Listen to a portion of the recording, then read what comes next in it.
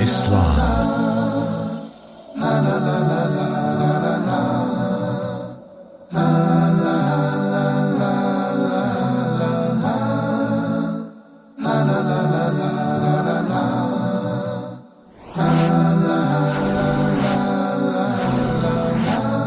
Islam 101.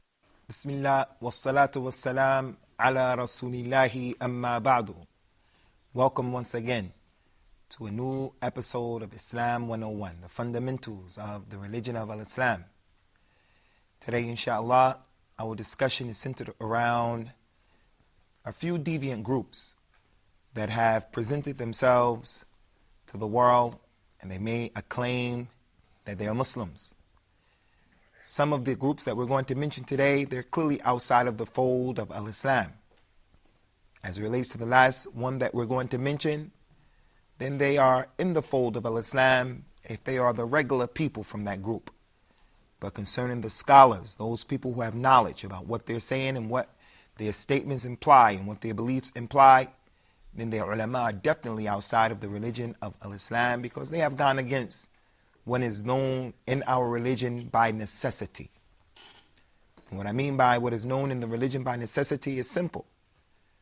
There's not a Muslim in the world, whether he lives in the desert or he lives in a cave, he lives in Africa, he lives on a far remote village or island in the Philippines. Every single Muslim knows that he is not Allah. So if there's a person who starts to claim that that individual is Allah, that individual is Rasulullah, we don't have to establish any argument or any proof against him because this is what is known in the religion by necessity. It is an issue that cannot be misunderstood by anyone. So we want to mention three of the deviant groups.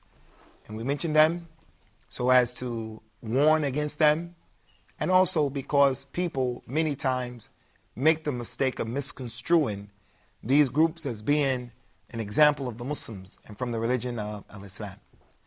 The first group is a group that comes from America and it had its origin in America. And they're known as the Nation of Islam, or the Black Muslims, or the Black Muslims. At the top of them is their leader, who is well known, and he travels around the world right now, and he is the mouthpiece and the representative of that particular group. The Nation of Al-Islam are not Muslims. They were a group of racist people, and they continue to be racist. And all they've done is that they've taken the racism of Christianity and the racism that African Americans had to deal with as it relates to Christianity and growing up and living in America, and they apply the opposite racist tendencies. So now they are a group of people who are saying that all black people are good and all white people are devils, real devils. Not the ideas, not some of the actions and concepts and ideologies of certain white people are devilish.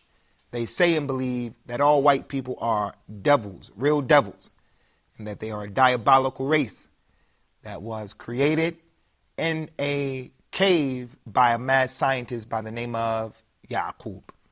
That's the Nation of Al-Islam. The leader of that group in the past who started it was a man by the name of Elijah Muhammad. And Elijah Muhammad claimed that he was the messenger of Allah, the prophet of Al-Islam, the prophet of Allah sent to the black man in America.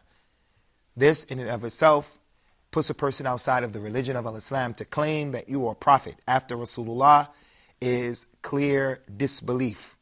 And it cannot be accepted that anyone doesn't know that this is an action that's impermissible.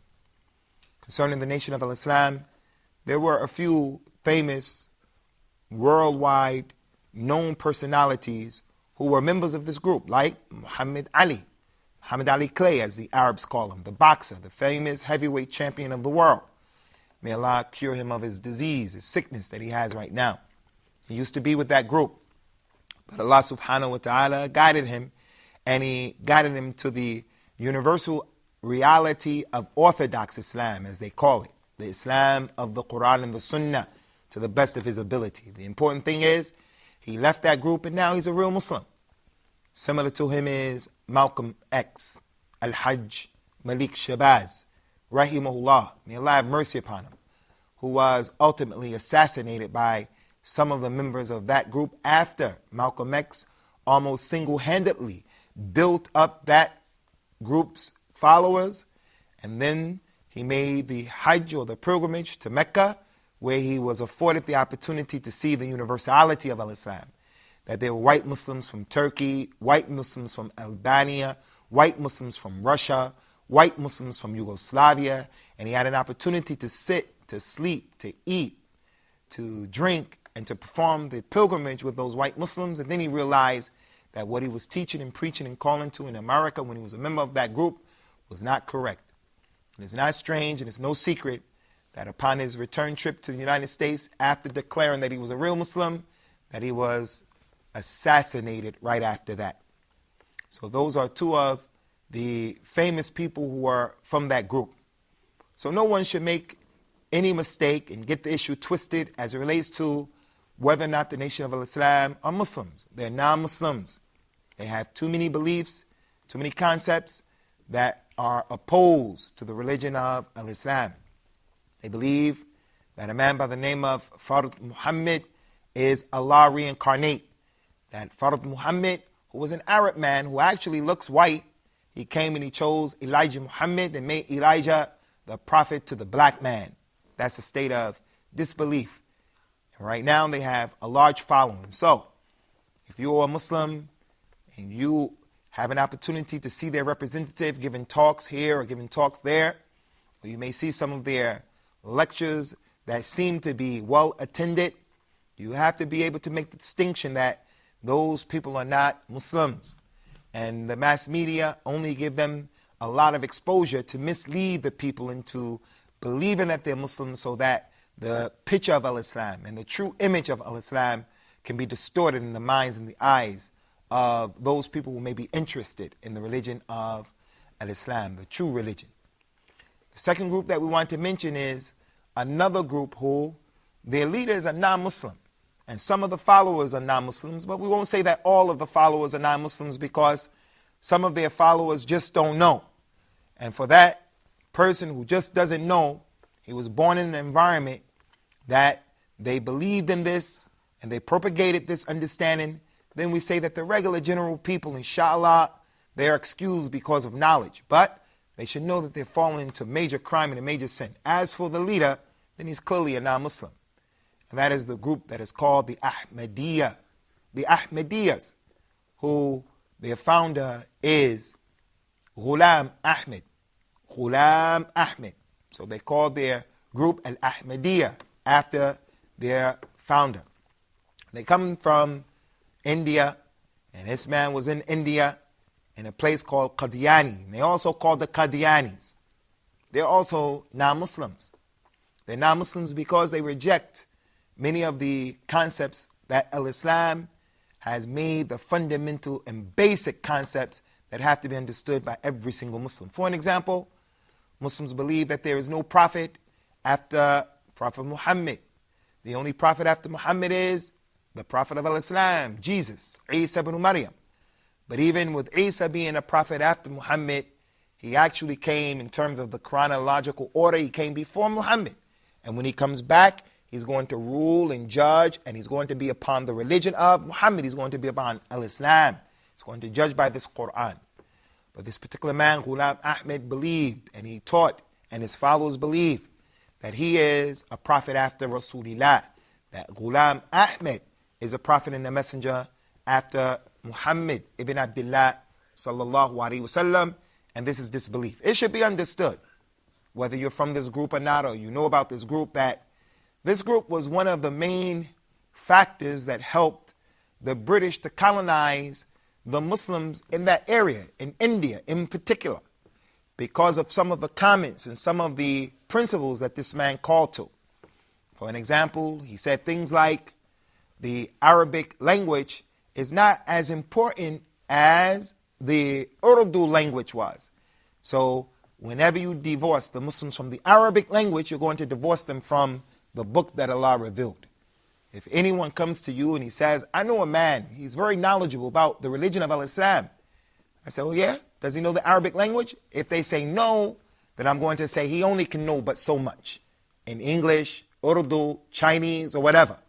That doesn't mean that every Arabic speaker is a scholar. And it doesn't mean that the person who doesn't know Arabic can't know the basics of the religion. But until you learn the Arabic language, you can only go so far in this religion. And that's why it is an obligation upon every Muslim man and woman to make it their business to try to learn as much Arabic as you can possibly learn. It is the key to the books and the knowledge in Islam. So one of the ways that this man helped the British to colonize the Muslims of India and to make the Muslims a group of people who were backwards is that he put a lot of emphasis on his Urdu language, and he tried to divorce the Arabic language. And this was due to the Asabi and Ansariya, the racism that he had against the Arabs, and plus the national pride that he had for his own language and his own people. In addition to that, he used to tell the people that there's no jihad in Islam, that we don't fight, that what we have to do is we have to turn our weapons in and we have to bend over backwards and make things easy, because the English, they're going to bring for us the railroad system and the medicines, and they're going to educate us in our schools. And this is a very important point for some Muslims to understand right here. The scholars of India during that time, they used to say that learning English was haram. And some people who are liberal, they go to the other extreme, they find that some of the scholars said that learning English was haram, was not permissible. And they say, you see, the scholars in Islam, they're not qualified. But the reason why many of those scholars said that learning English was haram, not because learning English would be harmful, but it was because many of the Muslims who were learning English, they were learning English at the expense of losing their religion and losing their Islamic identity. So they don't give you the full picture. People just say, certain scholars of that time said that learning English was not permissible. No, to say learning English is not permissible just like that as a blanket statement is not acceptable. But there was a background and there was a circumstance to why many of those scholars of that time, they said that. They said that in defense of the religion. So many of the young people, many of the young Muslims of that time, they started to become bourgeois and they started to take on the characteristics and the ways of the non-Muslims. So those scholars said to learn English and become like that is not permissible. So you have to be careful.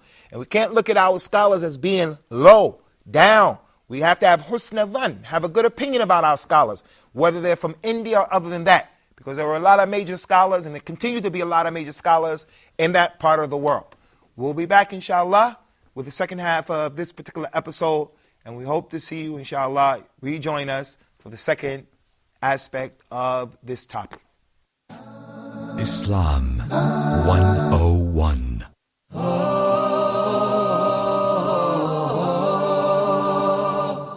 Reviewing the second rule of al-mim as-sakina. That is the letter mim. So if the first mim is non-vowel or sakina, followed by a voweled mim. So I will merge the first in the letter and I will pronounce them as one. وَآمَنَهُمْ مِنْ. And we spoke abundantly on the virtues of seeking refuge with Allah from the outcast Satan. Especially for the first reciter, he's got to recite it out loud. وَالسَّمَاءِ ذَاتِ الْبُرُوجِ. أعوذ بالله من الشيطان الرجيم. بسم الله الرحمن الرحيم. فإذا جاءت الصاخة. وَإِذَا النُّفُوسُ زُوِّجَتْ. Make sure it's Dhamma. وَإِذَا النُّفُوسُ. Thank you for joining us.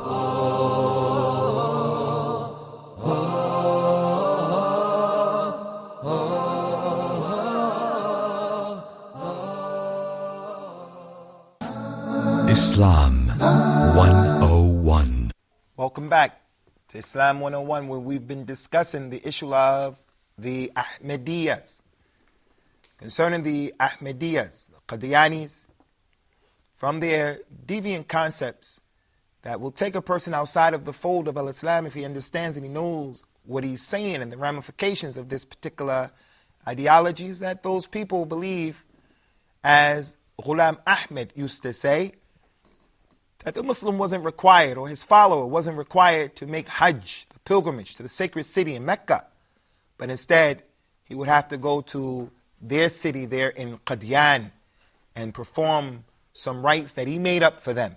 That's disbelief, and it's not permissible in Islam.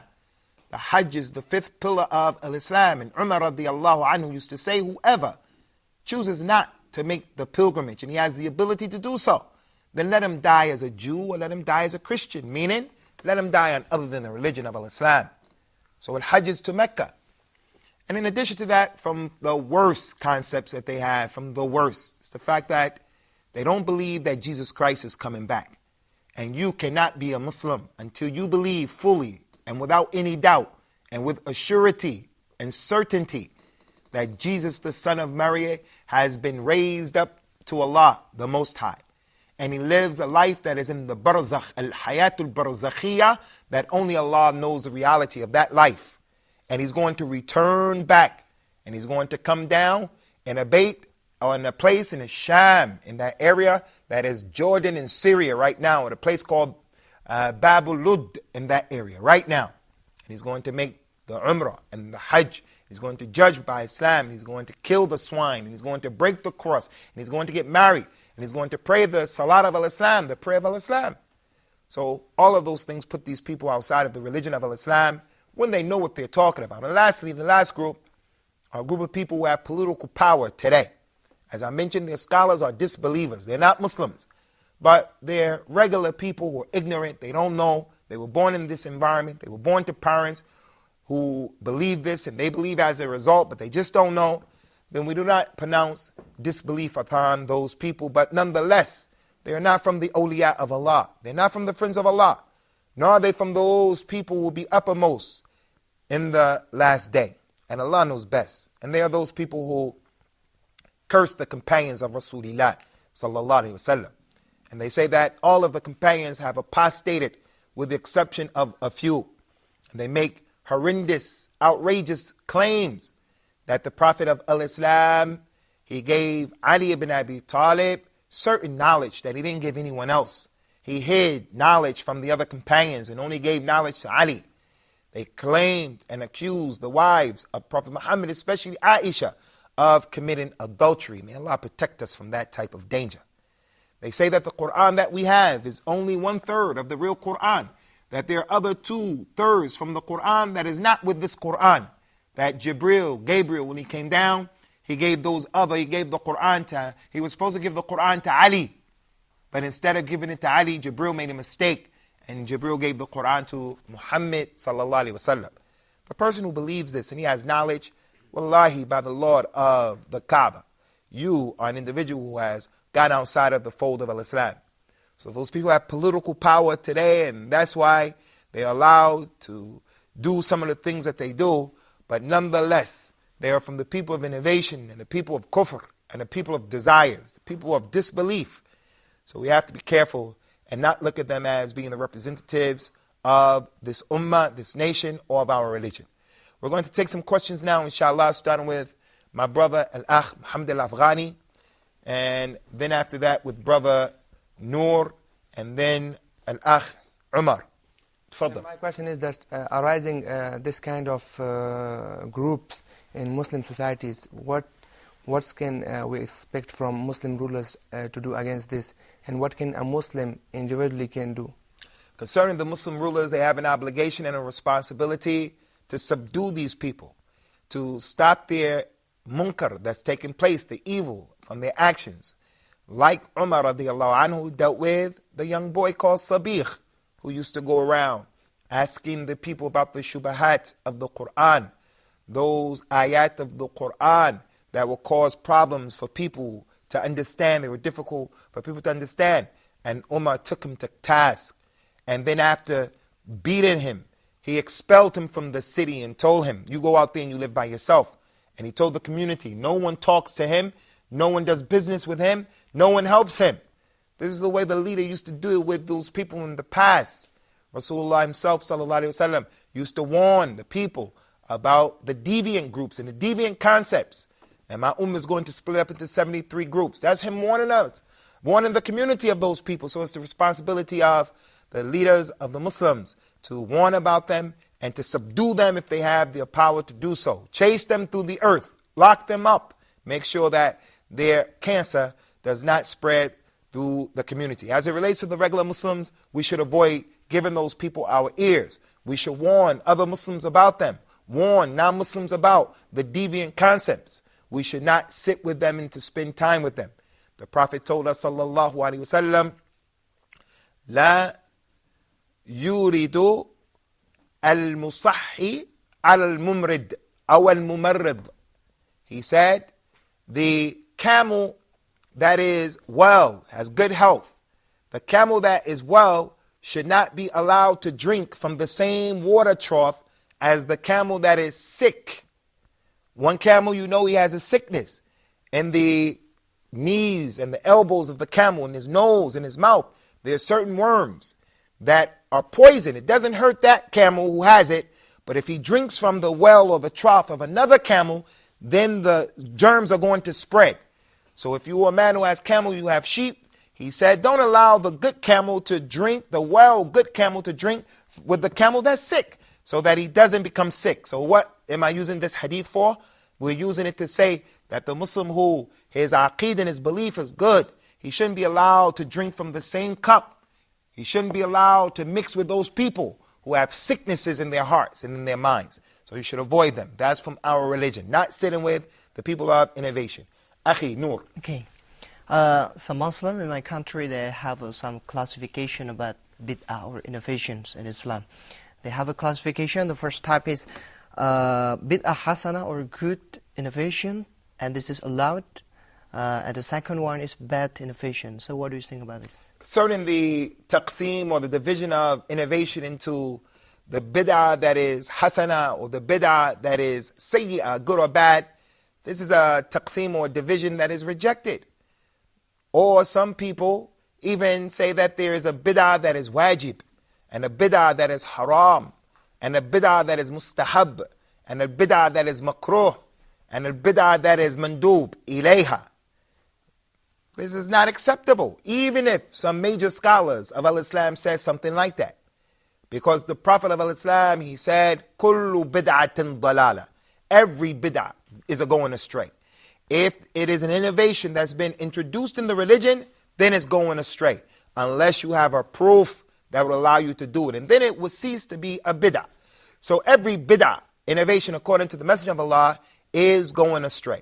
But there is one issue that people seem not to understand, and they get it confused and twisted, and that is Umar radiallahu anhu said when he made the salat of at-tarawih upon 3 reciters of the Quran, instead of allowing these 2 people to pray together, those 7 people to pray together, those 30 people to pray together, and the Muslims were divided, he gave the order that the Muslims should pray behind 3 different companions. One who prayed very slowly and he prayed a long time. Another one who prayed moderately in the intermediate recitation. And then the one who prayed with the smaller surahs. And when he came and he saw the people praying behind them like that, he said, this is a good bid'ah. What did Umar mean? Did he mean a bid'ah hasana, that is a new innovation in the religion? No, his statement, this is a good innovation, he meant the linguistic term, meaning the Prophet sallallahu alaihi wasallam, he never called the people to do such a thing. He never gave them 3 imams like that. Never. But he used to pray the prayer and the nighttime prayer in the Jama'ah. So it wasn't really a bid'ah. He came out one night, and it wasn't Ramadan, and he was making the salat. A group of people saw him, so they got with him in the salat. Then the next night, he prayed again. Those same people came, and more people came the second night. And then on the third night, he prayed again, and even more people came because they wanted to pray the night prayer with the Messenger of Islam. On the 4th night, the people gathered to pray, and it was even more. And Rasulullah didn't come out. The next day, after the Fajr prayer, they said, what happened to you last night, Ya Rasulullah? He said, I saw you. I knew that you people gathered for the prayer, but I didn't come out out of fear that it may become an obligation upon you, and you won't be able to do it. So this was the rahmah, the mercy. This was the concern that the Prophet had for the Muslims of that time. So here's an example of Rasulullah, the Messenger of Islam, where he is actually practicing the prayer of the nighttime in the congregation. So he told us in another authentic hadith that people also tend to misunderstand, whoever introduces a sunnah that is good, he will get the reward of that sunnah that he introduced and the sunnah of everyone else who practiced that thing. And whoever introduces a sunnah that is bad, he will get the evil result. He will get the penalty of whoever practiced that sunnah without their penalty being decreased. So people say, you see, there's a sunnah, good sunnah and a bad sunnah. But that's not what is meant by the hadith. The Prophet ﷺ was in Medina and a group of his companions came, some people came from the desert and they were poor. Their animals were skinny. Their clothes were ripped up. They were hungry. They came for some help. So Rasulullah told Bilal to call the adhan. And it wasn't time for the salah. Bilal called the adhan. The people came together. The Messenger of Allah started to recite those ayahs of the Quran. Ya ayyuhalladhina amanu ittaqullah wal tanzur nafsun lima qaddamat lighadan. Oh, you believe, fear Allah. And let every soul look what it's going to do, what it put forth for tomorrow. And then he started to tell the people, hey people, give sadaqah. Give some sadaqah. Save yourselves. So one man got up and he went in his home and he came out with only a little bit of food. Some food, he came out, he put it down. And when he did that, the next man followed and the next man and the next man until finally it became a big mountain of food, money, and clothes. And then Rasulullah looked at that and he said, speaking about the first man who initiated the process, the one who ran and he was the first one out. He brought something small. Rasulullah said, Man sanna fil islami sunnatan hasana. Whoever introduces in Islam a good sunnah, he will get the reward of everyone who came after him without their rewards being decreased one bit. So because he took the initiative, he encouraged everyone, he'll get his reward and his reward and his reward. And whoever introduces a bad sunnah, he will get the penalty of anyone who does that evil thing. And that's why the Prophet said that Adam's son will get a part of every murder that takes place in the earth because he was the first one to commit a murder. So the one who gave the beginning of the sadaqah, he did something from Islam. So that's the understanding, inshallah. We wish we had more time to deal with that, but we've discussed it a number of times. We hope you understand. Stay away from the deviance and stay away from deviation. We're going to stop here. Looking forward, inshallah, to seeing you in our upcoming episode of Islam 101. Take care, and may Allah protect.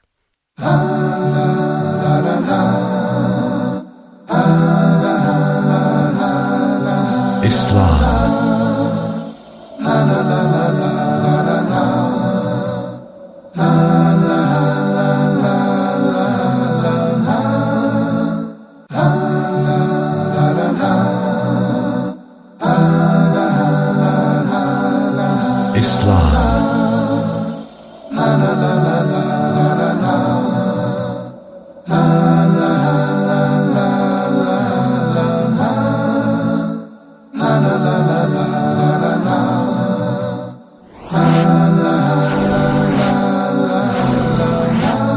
Islam.